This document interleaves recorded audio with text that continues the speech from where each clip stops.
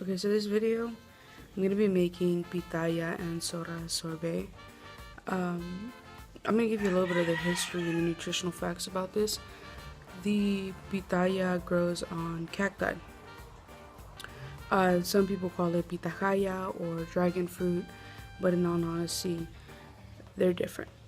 The pita, the dragon fruit, I guess you could say, it has more of a pinkish flesh. Well, this one has as you can see, red, like completely red flesh.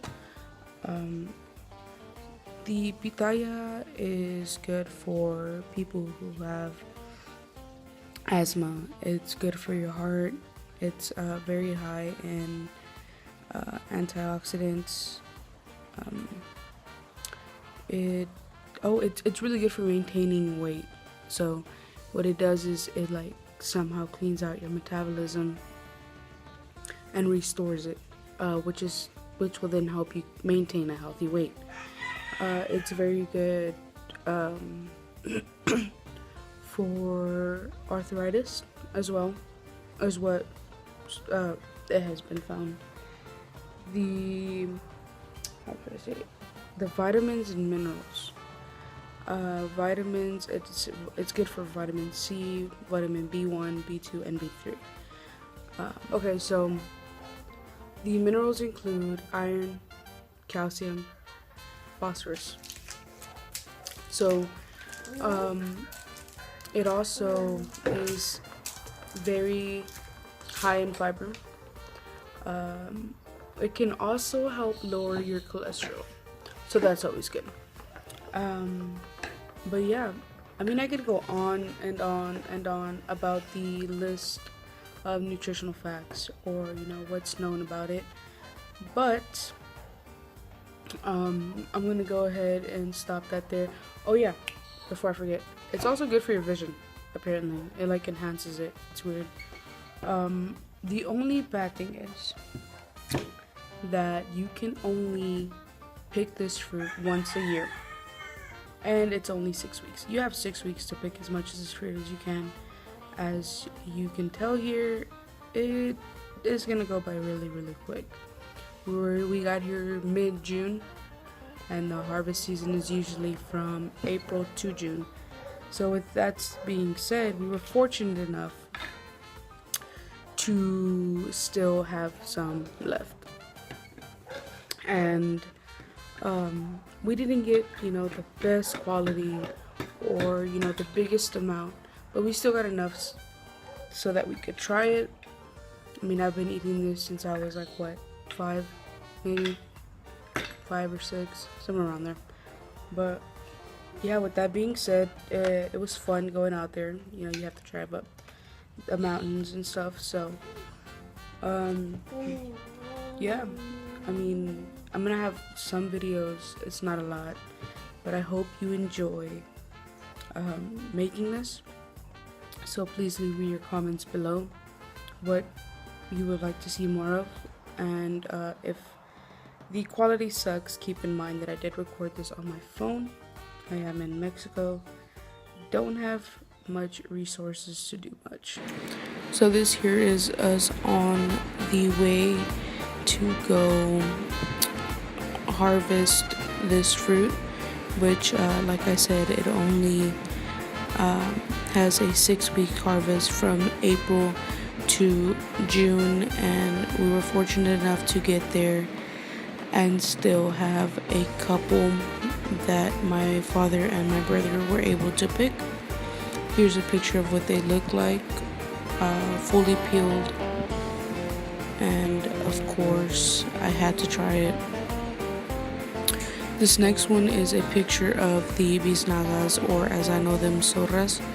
It gives you more of a clear view of what they're supposed to look like rather than what I had them looking like. So while I wait for that to freeze, I'm going to sit here and watch my little brother play soccer. So as y'all can see, I did not wait for them to freeze completely, and these look kind of weird. The ones we picked last Tuesday were a lot better. but I'm working with what I have here. Excuse the dirty kitchen. It's all I have to work with. And those are called soras. Well, they have a different name, but that's what we know them through here. That whitish color is what they're supposed to be, but the pitaya, which is red, bled through, which caused them to look red. So here I'm gonna go ahead and peel those.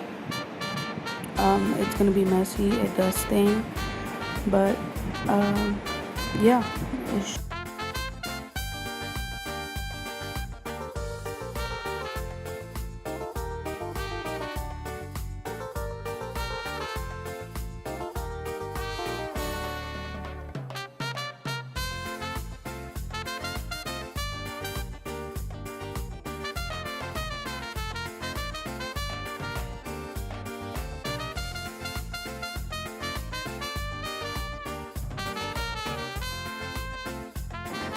So pitayas grow on cacti, which means they do have thorns on them. These are often confused for tunas, which are, I believe, are referred to as prickly pears. And as you can see, one of them does have a thorn and it does get stuck on my finger. It hurts, but just gotta make sure to get rid of the mole.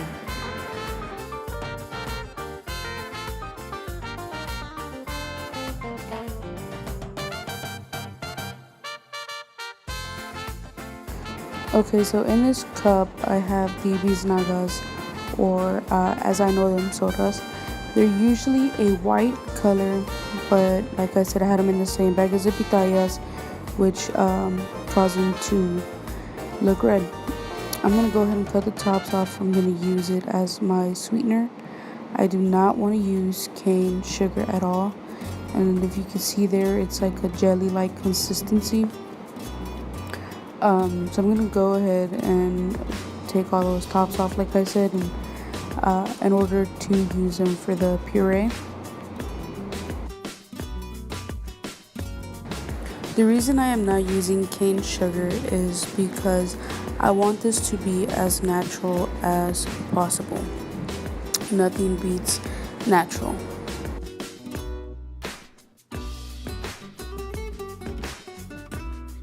And of course, I do want to say, excuse the camera angle, but I honestly had no one to hold the phone for me, so kind of had to improvise.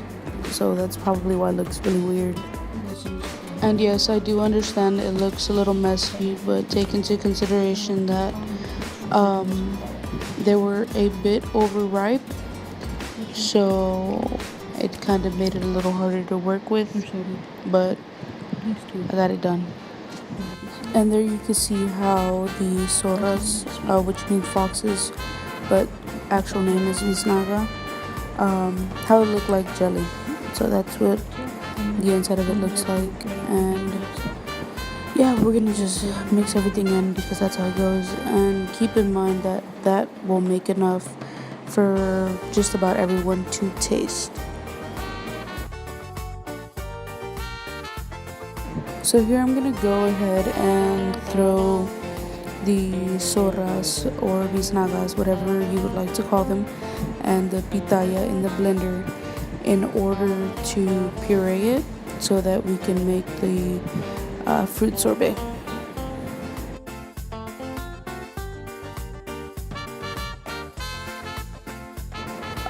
So once I'm done blending, this next step is going to be kind of weird. It's not a step you see, but I didn't want to use any regular sugar, so I went ahead and threw it in a pan and I put it on low heat in order for it to simmer so that the sugar could be a little more concentrated, because I did run out of the biznagas. And like I said, I didn't want to add any sugar because I want it to be all natural. So hopefully this step works. I know it's kind of different. Most of y'all might say it will not work, but I'm counting on my method.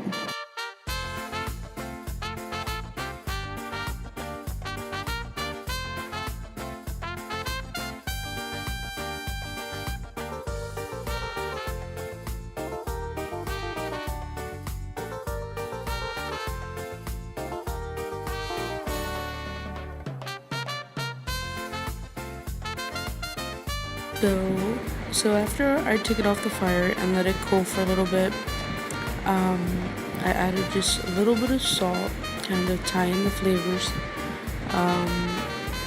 and I'm gonna pour it into 3 separate cups, which I then later changed my mind and poured it into a different container.